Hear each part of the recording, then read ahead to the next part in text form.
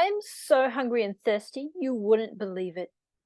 I could eat a small horse if I wasn't vegetarian, Claire says, just before she begins to scull the peppermint tea and wolf down the vegetable steak.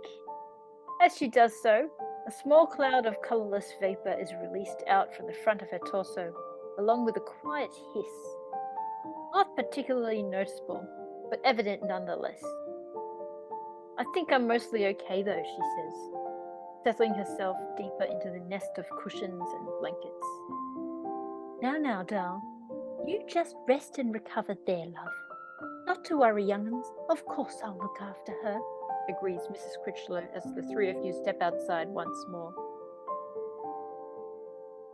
Looking around with a 17 on awareness plus survival plus photothermic vision, Dean, you only detect the heat signatures of small herbivorous creatures and little evidence of anyone else in the surrounding area.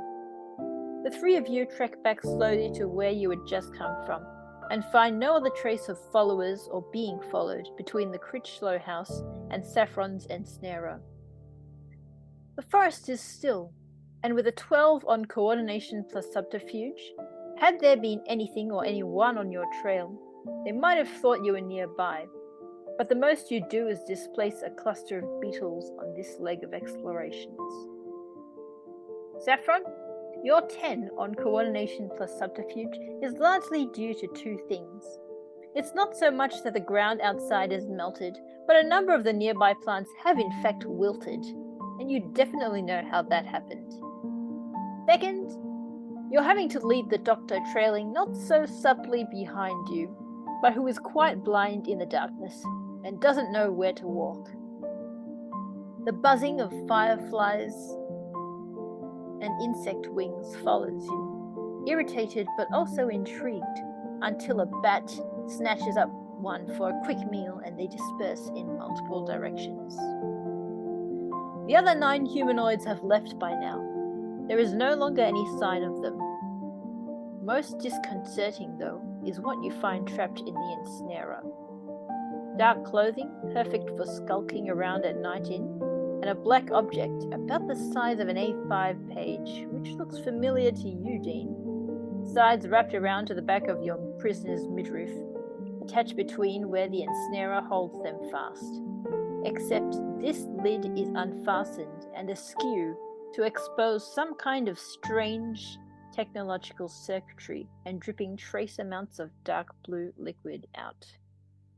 To investigate this black device, roll ingenuity plus technology. They're not an aggressive enemy, nor potential ally, but Dean, you notice their heat signature has cooled to almost ambient temperature. While certainly in the shape and approximate size of a person, all that remains is the outline of a character. Arms, legs, body, neck, and head are where all the body parts should be, except the head has no distinguishing features for you to tell who they were, because this figure does not have a face. Everyone roll resolve plus survival. To try and work out what happened to the person, roll ingenuity plus medicine.